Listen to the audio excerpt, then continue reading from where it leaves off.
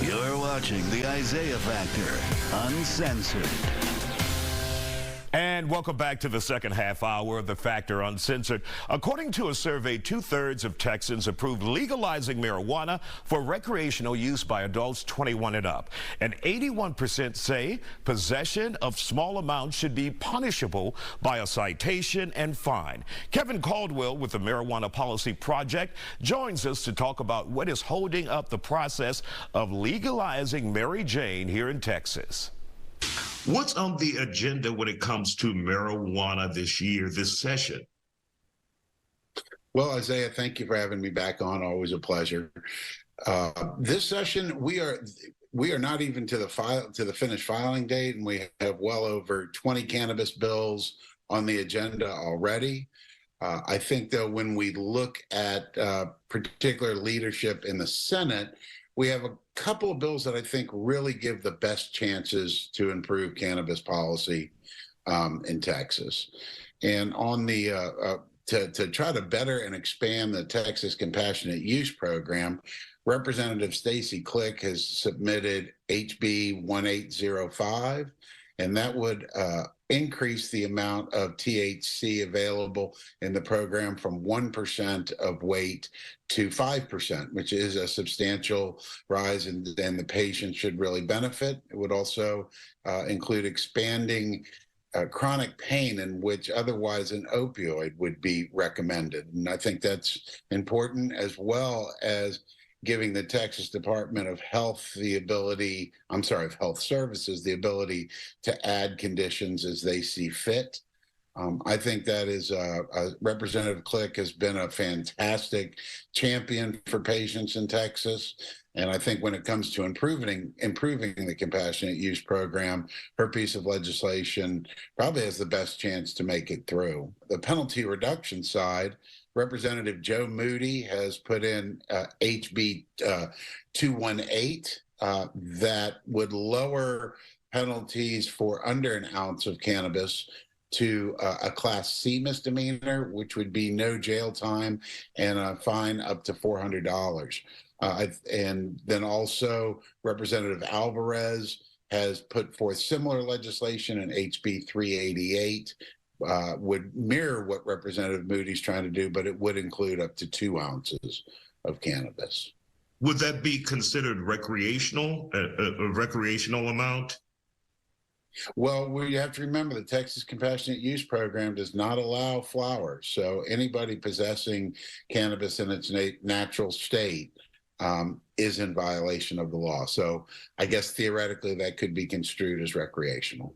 Now, for those we have seen in many cities around Texas and right here in Harris County, and counties rather than cities, where the district attorney says, look, we're not going to go after these people criminally if it's beyond or under a certain amount. Do you think that has been a successful program so far since it's been enacted? And I think it's been around at least a year or two here in Harris County. I think any of these harm reduction type ordinances taken either by a city or by a county such as Harris County is a win-all for everybody. It increases trust in the community with law enforcement, and it really shows that those localities are representing what the people want. And we've seen over the last several years cities taking on penalty reduction ordinances, and every last one of them have passed by wide margin. I just certainly hope that it's time that the state legislature takes that as something to consider, that this is what their citizens want when they look at these penalty reduction bills. But I'm sorry, to directly answer your question, I think these ordinances have been a great success. And when we take a look at the support that these marijuana bills are getting here in the state of Texas, we're looking at bipartisan, right? Not just one side of the fence. We're looking at both Democrats and Republicans supporting it. Oh, absolutely. These are definitely bipartisan issues. And you can look at polling in Texas. And, polling consistently has the legalization of adult use polling well into the 60s. And that by its very nature shows that there is bipartisan support for cannabis policy reform in Texas. What do you think the holdup is in Texas when we look at specific individuals in the legislature, or who may be the holdup in getting marijuana legalized here in the state of Texas in all forms? When we're talking about legalization, I think there's challenges in both houses of the legislature, but I think the biggest impediment to legalization would be Lieutenant Governor Dan Patrick. He has repeatedly said that he adamantly opposes legalization, and he controls the agenda on the Senate. So I think for those of your listeners who are looking for legalization, that's still several years at least out in Texas. And I think a lot of people don't realize just how powerful the lieutenant governor is controlling that Senate. And even if the governor wanted something, I've heard the governor say in the past he wanted something, and the lieutenant governor said, I will never allow that bill to get through the Senate.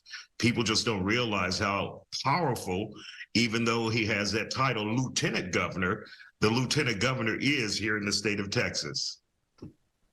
He controls the agenda of the Senate, and that is an incredibly powerful position. And in fact, when it comes to penalty reduction, Governor Abbott has voiced his support on numerous occasions that he would not want to see anybody be locked up for small amounts of cannabis. And under current Texas law, a person could be caught with just a minuscule amount of cannabis and be in prison for up to 180 days.